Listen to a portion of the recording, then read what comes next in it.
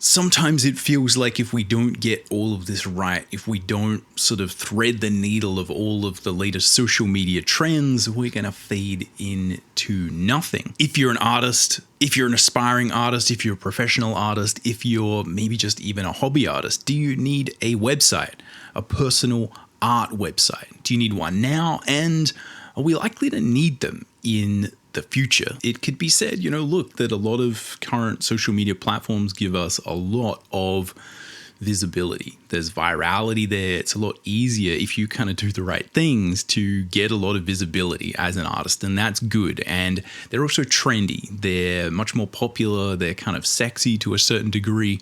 These platforms often offer us like a really good sort of structure with which to play with the idea of art, of creating things that people are going to see and respond to. And again, there's a huge variety of reasons why I think that people navigate to those platforms and kind of really just don't even have personal websites anymore. And I think that's all valid. There's certainly a balance here, but what I want to do in this episode is really unpack how I think all of these things work together as an artist to create a good sort of general online presence. Anyway, this should be a fun discussion, so I hope you'll join me. Let's jump in and get started.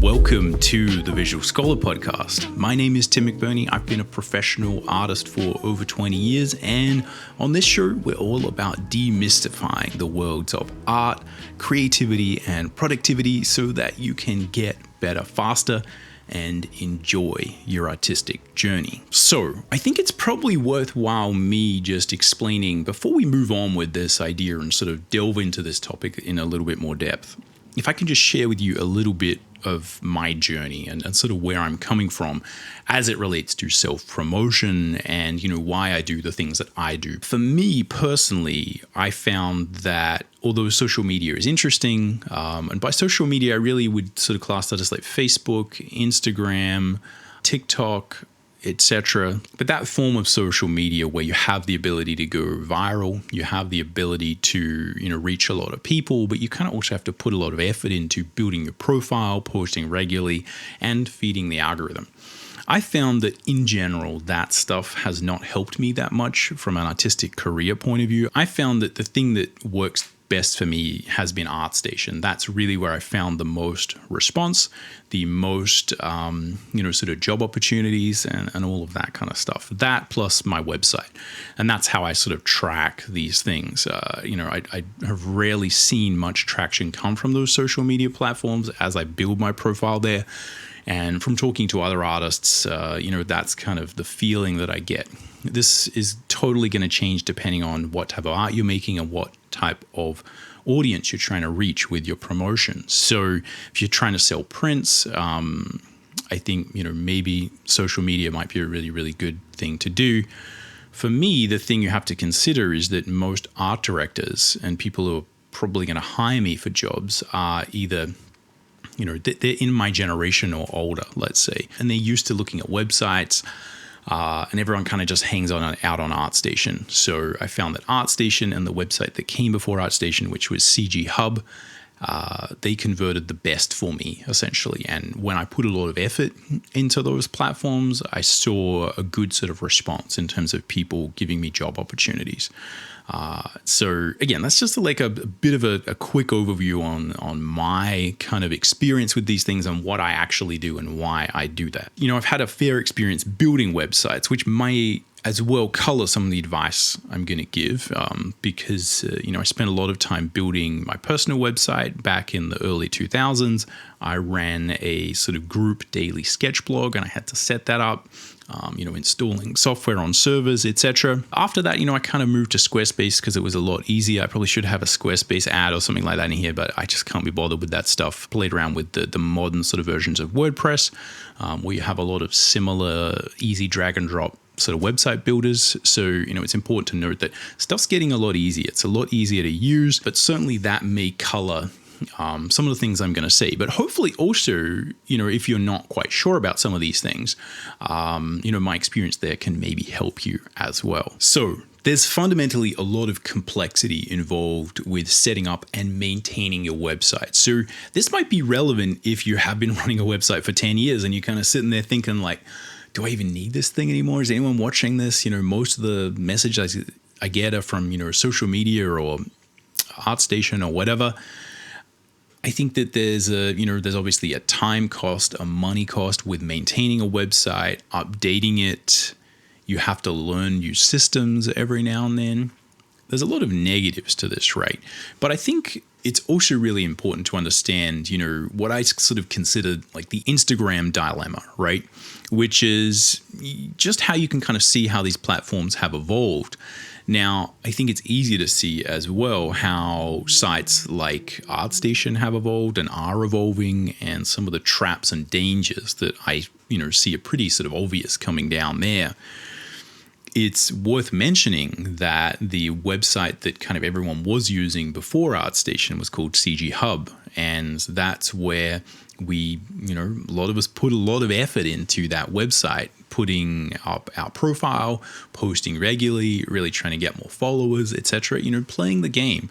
And I think those things are always fun. I much more enjoy a social media platform that's just for artists. It seems like the algorithm is better supported to, sort of show you good things versus, again, being on a social media platform and having to see other things. But the real challenge is that CG Hub died. It just died overnight. It went away completely because I think the company that owned it just kind of decided, like, we're cutting costs. This thing is not worth it. It's not making enough money. So they just cut it. They completely just leveled it, and it was just closed and gone overnight. And a lot of other websites tried to, struggle to figure out how they would fill the void. ArtStation was the one that won, essentially.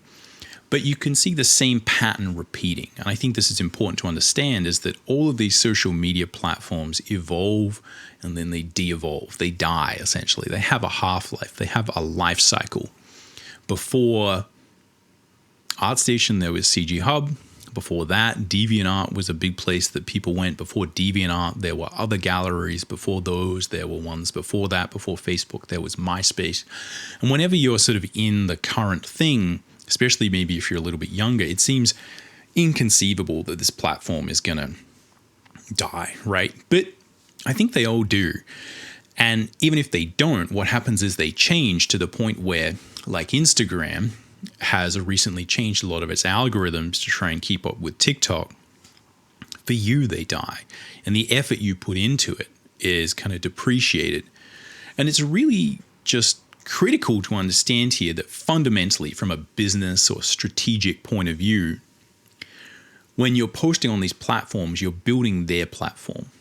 When you're posting on Instagram, you're essentially building the value of that product in the marketplace. And, it's very simple that that's happening. And the people who are using you to build the platform and create interest so that people are going to look at it, like as a creator, who's someone who's creating content for these platforms, it really does seem that in most cases, the sort of current paradigm of web development in Silicon Valley is that they don't really care about the users and the people who have committed time and energy to kind of promoting themselves and creating content on those platforms.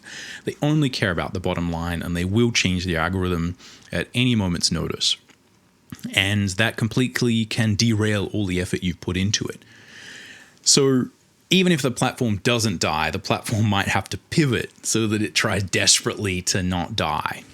Which I think is the case for Instagram. And, the future is unwritten. We'll see how that turns out. But fundamentally, it will change, and it'll change underneath you. And a lot of the effort that you put into building things on any of these platforms is very, very likely to go away in the future. So it's something you just have to consider as like a major aspect here. It often seems like, building a website or doing your own thing, or you've got to pay. You've got to figure out how some of this technical stuff works. But again, what I've experienced over the years is that, yes, that's true, but figuring out these social media platforms is equally like being on a treadmill. It's maybe not learning to code. It's maybe learning 1% of PHP so you can figure out how to get exactly the right thing you want on WordPress. But all of these things are complex. They require mental overhead, and it really is just a matter of figuring out which one you would prefer and what's sort of important to you. But in a similar way, I think you can see the modern sort of version of ArtStation is in similar trouble. It's having difficulty figuring out whose sort of allegiance it really should follow in terms of users. It can't really pass the AI sort of debate and situation well, from my opinion. It's having real trouble figuring that out. And a big part of that, I think, is because it got purchased by Epic, and I don't know why Epic bought ArtStation. It seems like there is a lot of marketplace integration that they're trying to get with Unreal Engine. Who knows? But this often happens, right? This is just the reality. It's like, it's not really worth worrying about. And I see people posting on all of these social media platforms like, oh, I'm not getting any engagement. You know, I've got like 300,000 followers, and, you know, like I'm only reaching like 10,000 of them. And then, you know, only a few people are liking my stuff. And I think like that's all you have to know, right? Is these platforms are there, and when you can help them build, and you can help them get engagement, and you can help them create content that they can feed ads to people, then everyone's friends. And when they're not, they don't care about you, right? Because, you know, these algorithms are designed to make money for the company. So all that stuff is like pretty simple, right? I think the key is that I don't like complaining about that stuff. I don't like worrying about that stuff. I just want to figure out what works and what is the best way to kind of either put energy in so that I know it's going to give me, you know, the best result over time, or, you know, just to engage in whatever platforms I actually like, right? And again, what I want to do is explain how I think, you know, the website kind of plays into that. But obviously, I think it's important to, you know, just sort of cross through that little sort of door and understand that although these platforms are good, they're not necessarily ever going to look out for you at all in any way, shape, or form. Obviously, the simplest way to sum all of that up is just through understanding the simple business mechanics involved. If we look at this from first principles, you can see that if you are engaging in one of these closed systems, you are essentially the product that is being sold to advertisers. It doesn't matter whether you're being a consumer or a creator on these platforms. Essentially, you are just there to create stuff for that company to sell ads on top of, and that's the business model. You are never going to be considered a customer there, really. You're never going to be given preference. There's not a support number you can call to say, hey, can you help me with this?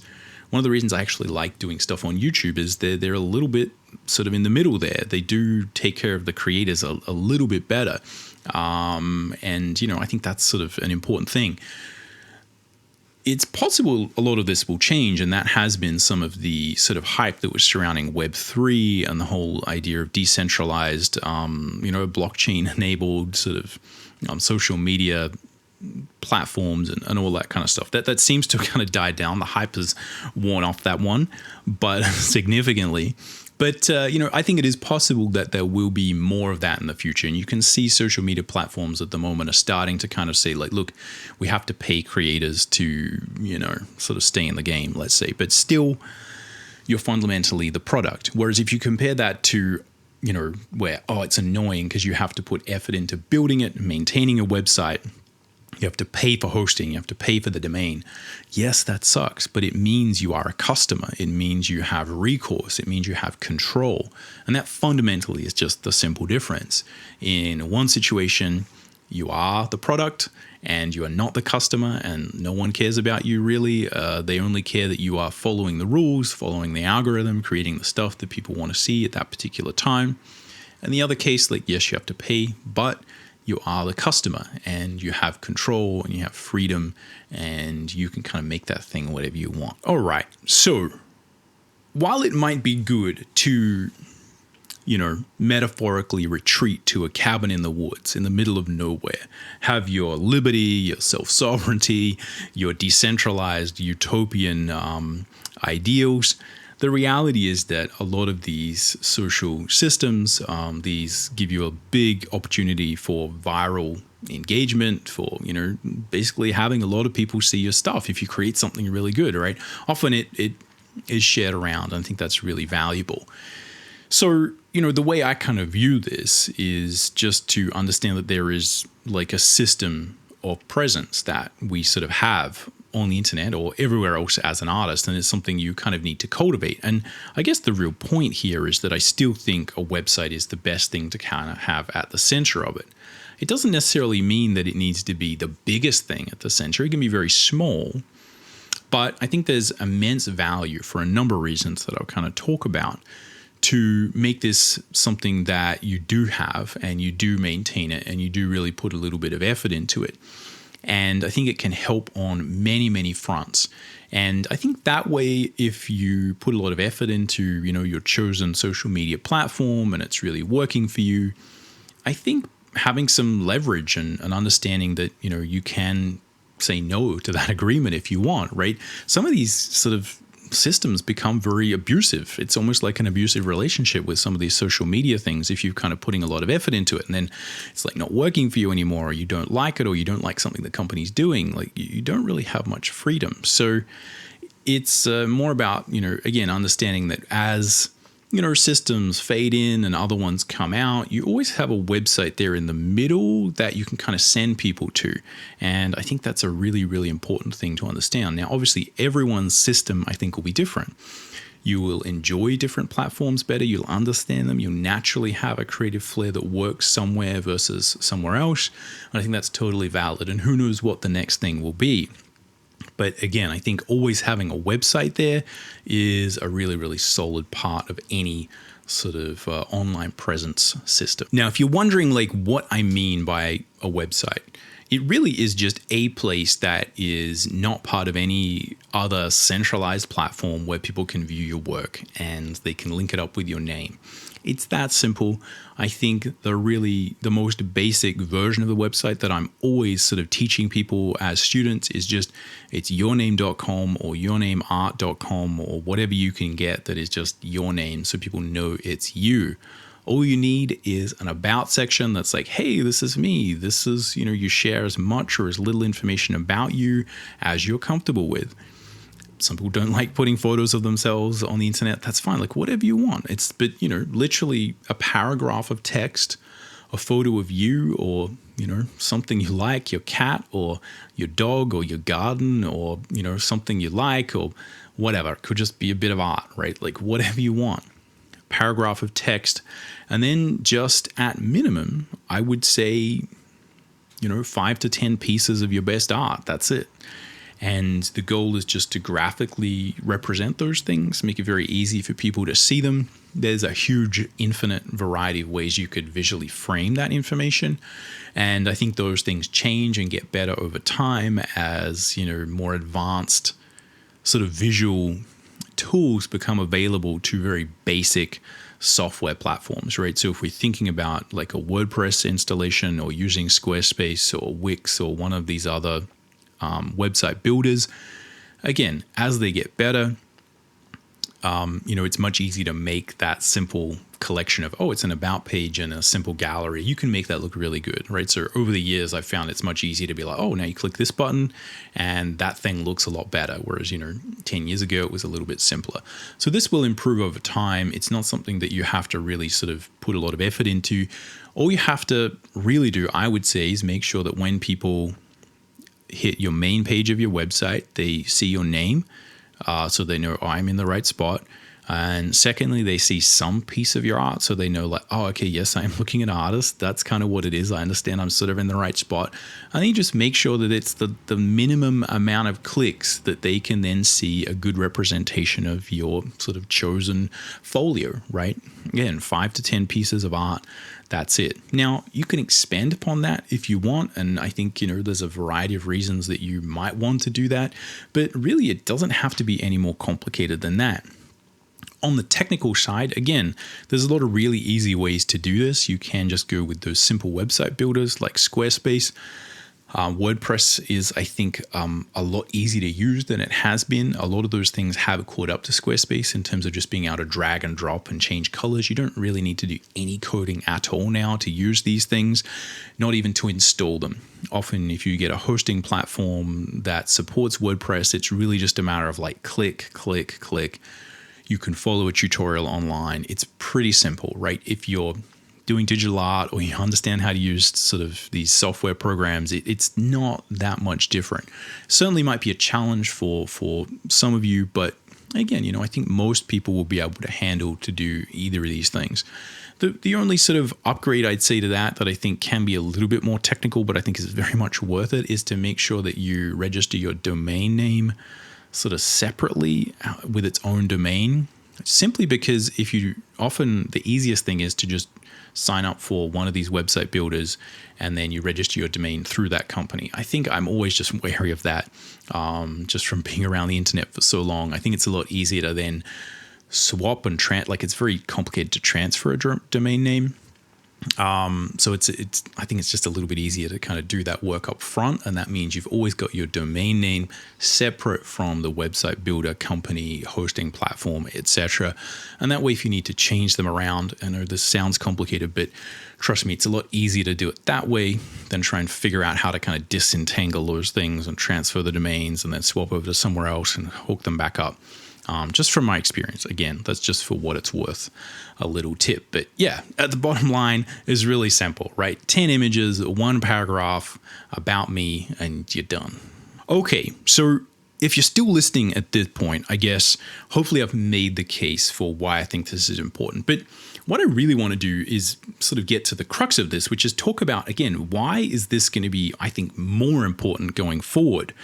Because I think often these websites are viewed as like a legacy thing. Like, oh, do you still have a website? I think there's a couple of really, really key reasons why I think this is going to be super important going forward. Firstly, I think that it is always good that if someone searches your name, they can find your website. And I think that if you just set this up, it's yourname.com, it's really easy for someone to see who you are. Now, this has been one of the things that I think has been important. And I've kind of talked about it to students and people in the past is like, look, when someone's looking to hire you for work, often if they can just see a website and it's got your name and then they see your photo on it, and then they see, oh, here's your Instagram profile and that's got your photo on it as well, and it's the same name and the same work, they're a little bit more likely to be like, this is a real person. And I've sort of joked about this idea that like, look, they know you're a real person. They know you're not a fake person, who's kind of stealing other people's work. I think that with the advent of all this AI nonsense that's happening, especially with sort of images, I think that's going to be more important. There's going to be a real risk of people, just hiring based on a single point of confirmation of who someone is. Like, is this a real person? Can I actually talk to them? It's going to be possible for a lot of automated systems and bots to basically just create artists on the internet, right? And I think a lot of people are going to be trying to do that, and there's going to be systems that are going to try and fight that and take it down.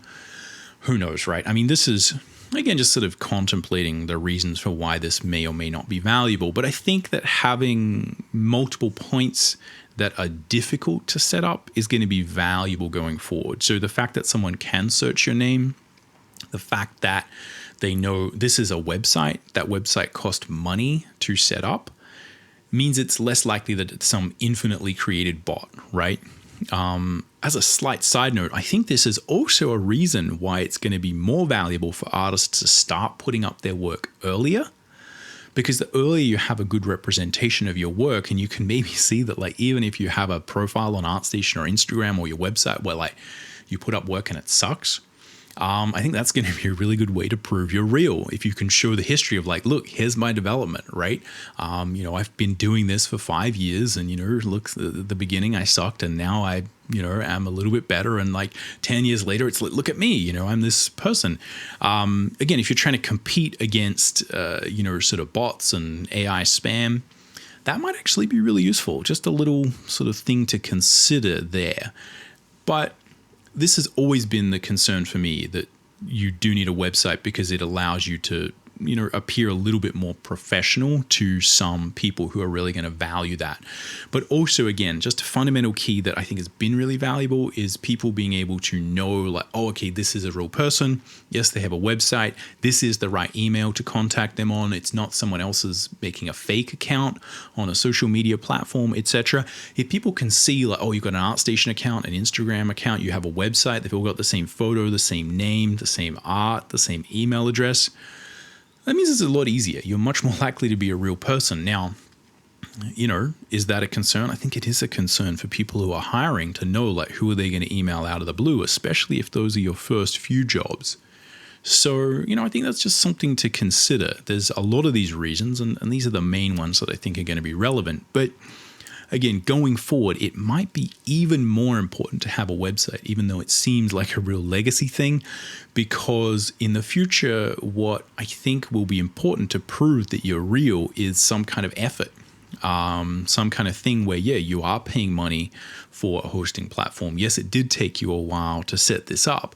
And, yes, it is obvious that you wrote something. You're not just kind of typing out a bunch of emojis as your profile, right? It's like whatever takes more effort, I think, is going to be seen as valuable and less kind of just part of this deluge of industrial art sludge AI garbage that I think is just going to flood the world very soon. And I think it's the number one thing that people aren't thinking about with AI is just the amount of random spam content that's going to be created for absolutely everything on the planet, and the difficulty people are going to have trying to sift through it, which is the problem we've had so far, trying to sift through the internet as it is, right? When it's just trying to find stuff that is better versus stuff that's worse. Trying to find something that's real versus something that's fake is, hopefully still going to be something that's important. And the more you can do to combat that going forward, I think the better. So let's reframe this question.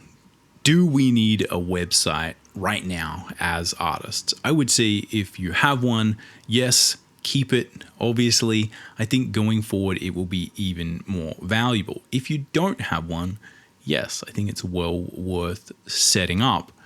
I think that it's very likely that these things will become more and more important as time goes on, not less important. And I think that that's something that I didn't really consider probably 5 years ago. My opinion of this has really changed. It did seem for a long time like, hey, why would you need anything else besides an ArtStation account?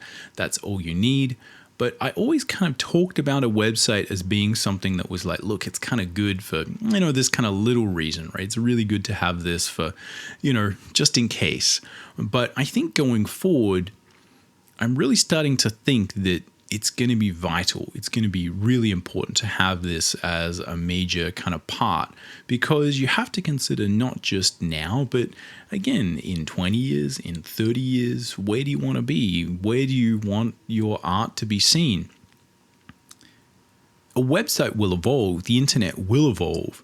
And what is possible for you to create very easily with your own website, I think will improve as time goes on. That's another thing that I think is a big misconception here, is that it became very easy to put up stuff on the internet on a platform such as ArtStation, such as Instagram, and it's like, look, I only have to do the stuff that's fun that I like.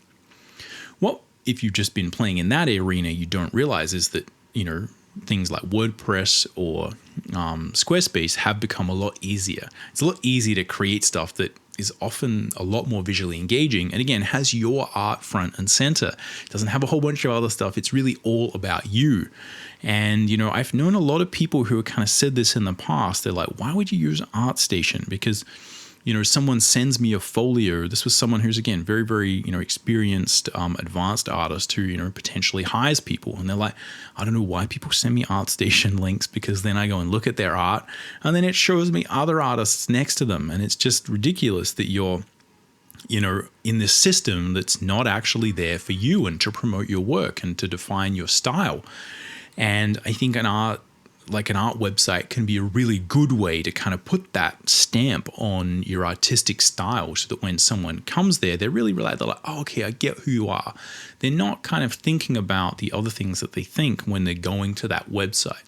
So it can be a good way for you to actually extend who you are as an artist online. And I think as we go forward, again, don't think in the next year, think in the next 10 years, in the next 20 years, in the next 30 years. I really think having some way to control that experience is going to be important. And at the very least, it's worth it as a hedge. As long as you own the domain name, you've got that domain, then, you can change the website as time goes on. But it'll always be yours. And certainly what I'd say from my experience, I've been surprised how useful and easy it has been to have that just exist over the years. And as the titans rise and fall and these platforms come and go, my website is still there doing the same thing that I've needed it to do since the first time I set it up. All right, before we go, let's see if we can build some takeaways here and sort of look at, what can you actually do and how can we kind of frame this information and, make it a little bit more actionable. If we look at this from an analytical point of view, and again, I'm just framing this from the positive sense of like, why do we need a website? I think that a website is a place for you to grow. It's a place for you to develop your artistic vision and who you are as an artist online. You can start now, even if you don't think your art is worthy of having a gallery, right? It's a way to record and let people see who you are. It's very frequent that people are like, hey, I'm this artist, and they send me an email and I'm like, do you have a website? Can I see, can I get a feel for like who you are and what you want to do? And it's, they don't. I think it's really worthwhile. It's important to do this because it sort of allows you to frame yourself as well as an artist who's like legitimate, right? Like own the work that you create and put it out there and be proud of it. You don't have to get to any particular level to do this. It's just a matter of sharing who you are with the world. Now, I think it takes effort to make a website, but there's two things here that I think are really important to analytically understand. The first is I think the fact that it does take effort is going to be valuable in the future because it's harder for bots to create a trillion, paid WordPress sites or paid Squarespace sites because it's going to cost, more than $1 trillion. So there's a barrier to entry there that I think is important going forward. And I think in general, for all these other reasons, it should be obvious that says you're kind of serious, that you care about your work, you value your work to a certain degree. Again, these things don't have to be that expensive. You can get them very, very cheap. And, you can do a lot of this stuff on your own. The other thing to consider is that although a lot of these other social media platforms seem like they're easy, they're often easy to get into. And it seems easy when you see people who are doing really well on them, because a big part of, I think, often what works is to feel like, oh, these posts are kind of effortless. Like, oh, look at this thing I put together. As someone who creates videos for YouTube, it's very obvious to me that most people who are, doing quite well on, Instagram, TikTok or whatever are putting a lot of effort into it and they're thinking about it. And as the algorithm changes, their whole perspective changes. They're trying to figure this out. These things are hard. They require effort as well. It's a different type of effort. And again, the barrier to entry is much lower. But, I think the amount you need to kind of think about this and worry about it is pretty immense, right? When ArtStation comes out and says like, hey, we're doing this with AI, and, you got to think about it and be like, what does this mean? Is like, that's serious work, right? A website, yes, takes time to put effort into building it, but once it's done, it just sits there, right? It just kind of works. And typically, again, if you pick a simple system, these things don't get that hacked over time. They're pretty sort of solid and reliable from my experience anyway. So yeah, worth understanding the way that effort plays in here, right? Nothing is free in this world, right? And certainly it does take effort to set up a website, but it takes effort to get good at any of these other things as well. It should also be pretty simple to understand that obviously a website is a place that you control. Now, that may be more or less important to you. Some people are really keen on the idea of self-sovereignty, being able to, control their own thing, the idea of ownership. And some people get really annoyed at, the way these social media platforms can, sort of control their life, and they're taking all the money. You might not care though, because look, at the end of the day, the social media platform is providing a lot of value. It's a lot of benefit. It shares your work with a lot of people if you kind of do the right things and hey, it's not that hard to figure them out, and it's kind of fun experience, and, there's a lot of upside that comes with it, right? And I think that's certainly true. But there's also the element of control for an artist that I think is maybe a little bit different, where you are going to be able to actually brand the website as your own visual style. And if you kind of keep using these platforms, you kind of maybe forget how much they're kind of taking up mental and physical visual real estate with like their own UI and their own stuff, and like flashing light, hey, look at this, here's all the comments and here's all the stuff. That stuff's all over our work, right? Sometimes you just want to be like, no, here's the work, right? It doesn't have any stupid stuff on it, right? I have control of this. And it's really simple, but I think it's really important that when you have your website, you can kind of make it look how you want. You don't have to have anyone's stupid logos or comments or likes or things on it. You can just have a place for people to appreciate your work. All right. If you look at the simple bro version of this, again, I think it's pretty simple. It's like, yeah, bro, you need a website. You don't want Mark Zuckerberg's next stupid idea to completely upend your friggin' world and make you lose sleep at night. Okay, what about actual, what do we do? What's an actual takeaway? The first thing I'd say, I've got 3 points here that I think are really important in terms of okay, what do we go away and do? And this is mostly if you kind of don't have a website, right? But maybe you want to redesign it, maybe you want to put some more effort into it. Who knows? The first thing is like do it early. Even if you're not quite sure, like, oh, do I need a website yet? Do I want one? Or whatever. If you're a student, if you're a hobbyist, just set one up. Just play around with it. Because there's a couple of reasons for this. Firstly, you can just experiment and take it at your own pace. You're not going to be freaking out and trying to, get it for some deadline. If you are a student or someone who's potentially wanting to get work at some point, you never know when someone else is going to come knocking and say, hey, I need a real junior level intro artist to just do these things. Can you send me a folio? And if you have a folio to send, even if it's not that great, you are not there as the best judge of whether or not your work is good, right? That's for them to judge. And what you need is a way to easily send people a link to your work. And I think that a website is a really good way to do that. It's just clear, concise. So the earlier you have that, the better. Also, this helps with basic search ranking. If you set up a website and it has your name on it, some art, right? And, it sits there for 2 or 3 years, like, yes, you got to pay for the hosting. Yes, like maybe it was there before you needed it. But, Google knows it's there, and it's going to be very easy for people to search your name and find the website, right? Later on, when you come and put more stuff on it, I think the earlier you set it up, the better from a search perspective. Again, who knows? And this stuff changes as well. It's a giant sort of, shell game of nonsense. But, that's sort of, for what it's worth, the earlier, the better. It allows you to play around with it, experiment, try and dial it in, get it how you want. And also just, try and have fun with the design process. Secondly, I'd say we are probably quite good with the pencil as artists, and I really recommend just sketching out old school a pencil design of how you want your website to look. I think this is a really good way to actually frame it.